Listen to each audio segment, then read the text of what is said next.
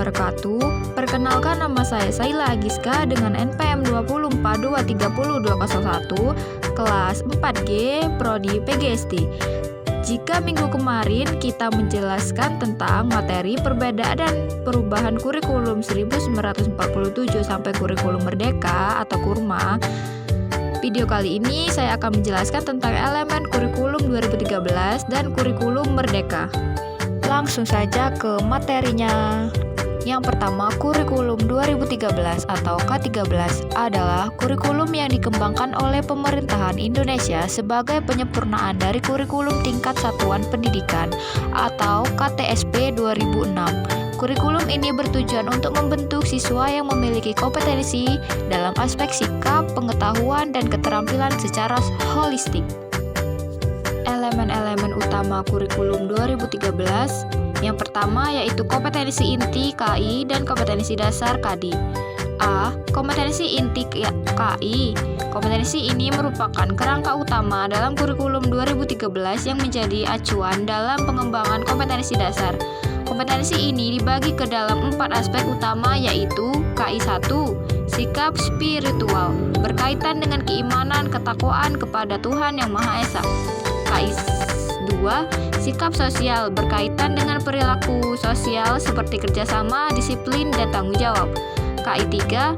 Pengetahuan berkaitan dengan penguasaan konsep teori yang diajarkan di sekolah. KI 4. Keterampilan berkaitan dengan kemampuan siswa dalam menerapkan pengetahuan dalam kehidupan nyata. B. Kompetensi dasar KD. Kompetensi dasar adalah kompetensi spesifik yang harus dicapai siswa dalam setiap mata pelajaran dan tingkat kelas tertentu. KD dikembangkan dari kompetensi inti dan menjadi pedoman dalam proses pembelajaran. Yang kedua, pendekatan saintifik. Salah satu ciri utama dari kurikulum 2013 adalah penggunaan pendekatan saintifik dalam proses pembelajaran. Pendekatan ini bertujuan untuk mendorong siswa berpikir kritis, kreatif, dan inovatif melalui proses pembelajaran berbasis metode ilmiah. Pendekatan saintifik mencakup 5 langkah utama. Yang pertama, mengamati siswa, mengamati fenomena objek atau informasi dari berbagai sumber buku, media, lingkungan sekitar. Yang kedua, menanya. Siswa mengajukan pertanyaan yang relevan dengan apa yang diamati untuk menggali lebih dalam tentang suatu konsep. Yang ketiga, mengumpulkan informasi. Siswa mencari dan mengolah informasi dari berbagai sumber untuk menemukan jawaban atas pertanyaan yang diajukan. Yang keempat, menalar atau mengasosiasi. Siswa menganalisis informasi, menghubungkan konsep, serta menarik kesimpulan dari data yang diperoleh. Yang kelima, mengomunikasikan. Siswa menyampaikan hasil pemahaman mereka melalui diskusi, presentasi, atau laporan tertulis. Pendekatan saintifik ini bertujuan untuk meningkatkan keterampilan berpikir kritis dan analisis siswa dalam memahami konsep yang diajarkan. Yang ketiga, model pembelajaran berbasis aktivitas. Kurikulum 2013 menekankan pembelajaran yang berpusat pada siswa dengan model pembelajaran berbasis aktivitas. Beberapa model pembelajaran digunakan dalam K13 adalah pembelajaran berbasis proyek.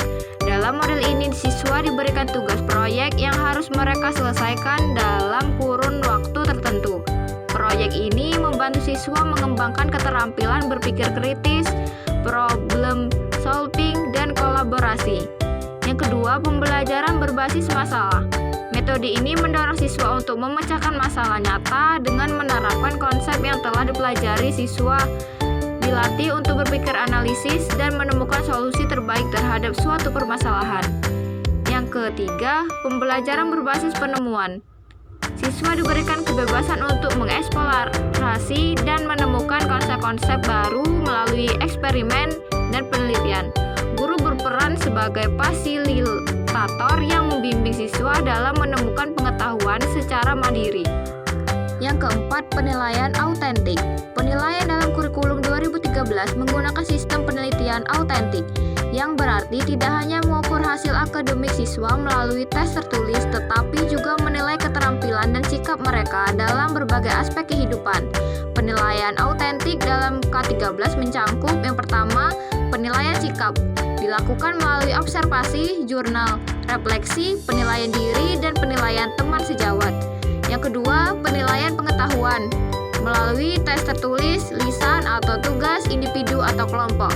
Yang ketiga, penilaian keterampilan melalui praktek, proyek, dan portofolio yang menunjukkan kemampuan siswa dalam menerapkan ilmu yang dipelajari. Yang kelima, tematik terpadu untuk SD. Pada jenjang sekolah dasar, kurikulum 2013 menerapkan pembelajaran tematik terpadu, yaitu pendekatan pembelajaran yang menghubungkan berbagai mata pelajaran dalam suatu tema yang sama. Misalnya dalam tema lingkungan sehat, siswa belajar ilmu pengetahuan alam atau IPA tentang pentingnya kebersihan lingkungan, bahasa Indonesia dengan membaca teks tentang lingkungan sehat, matematika dengan menghitung jumlah pohon dalam lingkungan sekolah. Tujuan dari pendekatan tematik ini adalah untuk memberikan pemahaman yang lebih komprehensif kepada siswa, sehingga mereka dapat melihat hubungan antara berbagai disiplin ilmu dalam kehidupan sehari-hari. Materi yang kedua yaitu kurikulum merdeka. Kurikulum merdeka adalah sistem pendidikan yang lebih fleksibel dan berorientasi pada perkembangan peserta didik.